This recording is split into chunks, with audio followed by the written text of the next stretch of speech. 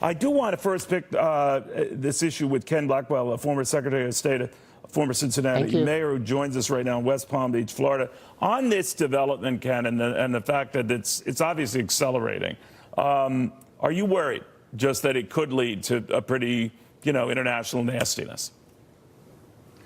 Well, look, I think what we have to do is to tell the president, Mr. President, the folks that you are concerned about, the families that shop at Walmart, the families that are of very moderate income, when you start talking about this move leading to $160 a year more on that family, and you sort of dismiss it, you sort of fall into the trap that Nancy Pelosi fell into with her crumbs statement.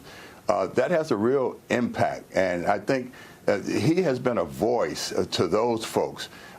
He doesn't have to, we don't have to talk about what it means to big corporations. Bring it back down to the impact at the kitchen table on those families that he has given voice to. And I think you would then see him take a different approach. I actually think he's using it as a negotiating chip. It's a risky negotiating ploy, but I think that's where he's going with it. I agree with you, Ken, and that should worry you right here. You might want to run the other way. But, Ken, I did think that his Commerce Secretary didn't, help him with this, analogy of Campbell's can of soup that would, at most, given the limited steel in it, would have to go up by 0.6 of a cent. I thought it was idiotic. I thought it didn't make the point, and I think it made him look as cavalier as you mentioned there, the crumbs argument of Nancy Pelosi. What do you think?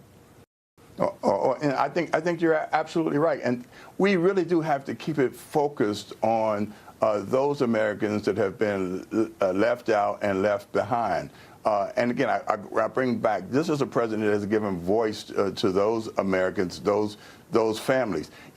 It's the same reason why we have to talk about rationalizing our fuel economy standards and helping people understand the tie between, economic growth and the benefits that we're realizing from the tax cuts, and then watch those things sort of flitter away with the volatility of gas prices and the influence of external economic powers, OPEC to be example. So we have to bring all of these highfalutin discussions back down to common Americans and the benefit that it has, or the destructive effect that it has on their quality of life. It's very well put, Ken. I'm also interested, sometimes it's not just your message, but how you deliver the message. Of course, we've all gotten used to this. The president has a very different style.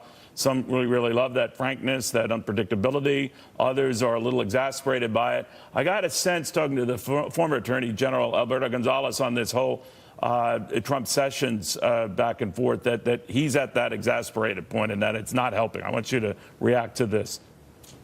I think if President Bush had made that kind of public comment, that would indicate to me that he no longer had pleasure in my service, and people like the Attorney General, like all cabinet officials, serve at the pleasure of the president. Would you offer your resignation if that happened? In other words, it's happening publicly enough. Yes, of course I would, because to me, I had the kind of relationship with President Bush that I could ask him, hey, do you want me to resign? I'll submit my resignation, because that kind of statement would lead me to believe that he had extreme displeasure.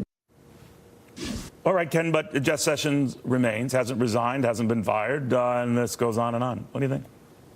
Well, again, this president has a style like no other president that I've ever experienced or actually ever read about. Now, I know Newt Gingrich talks about Andrew Jackson, but that's... Well, I covered Andrew Jackson. I covered Andrew Jackson, and that didn't... I don't remember that. But. Yeah, so at the end of the day, here is a president that uses controversy to accelerate his agenda, but he also uses debate and dissension and and this sort of conflict to finalize a statement of policy position. So I think Jeff is a solid supporter of the president. He understands the situation that he's in. The question will always be, can we move the ball down the field? Or Right. does this sort of conflict and internecine warfare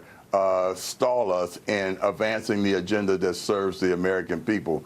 And right now, you know, the president, I think, is satisfied with Jeff, or he would find a way to have I him guess, exit. you know, think and Jeff- I always hear from people, and I say this, oh, Neil, you're a never Trumper, ignoring all the good reporting we've done and all this. I'm just a never act like a horrible human being person. And I think that kind of stuff and tweeting nasty things about, forget about a fellow human being, someone in your own party, someone in your own cabinet, is just bad to do, you know?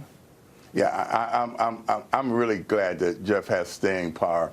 And Neil, and let me say that you have to be ready for head fakes. It's just like Charlie, who told me I was coming on your show not to wear. I would join his club of not wearing a tie on your show, And he wears then a I tie. see him on your show today, and he wears a tie. Oh, head fake. I'm telling you, he's as phony as a $3 bill. But I'm telling you, you're right to notice that. He does this all the time.